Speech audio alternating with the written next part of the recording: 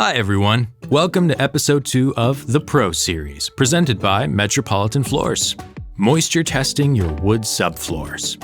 Nothing can dampen the excitement of a new floor like a wood subfloor with too much moisture. Installing over subfloors that are out of tolerance can lead to cupping, crowning, warping, and more.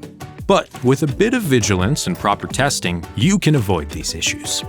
There are 2 types of tools you can use to test moisture levels. We recommend pin type meters for the most accurate readings. Simply place the pins into the wood subfloor. Then, the pin meter will give you a reading. The moisture content of your subfloor and hardwood plank need to be within 4% of each other. Here, we get a reading of 4.8% on the subfloor and 7% on the flooring, meaning we're just fine. But say we get 11% moisture content for the subfloor and 6% on our wood flooring, that's a no-go. The National Wood Flooring Association recommends taking MC readings in a minimum of 20 test locations up to the first 1,000 square feet, and an additional 4 readings per 100 square feet thereafter.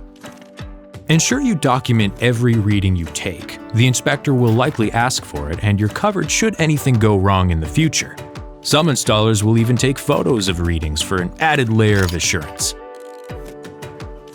Proper moisture testing of the subfloor is key to installing a beautiful flat floor.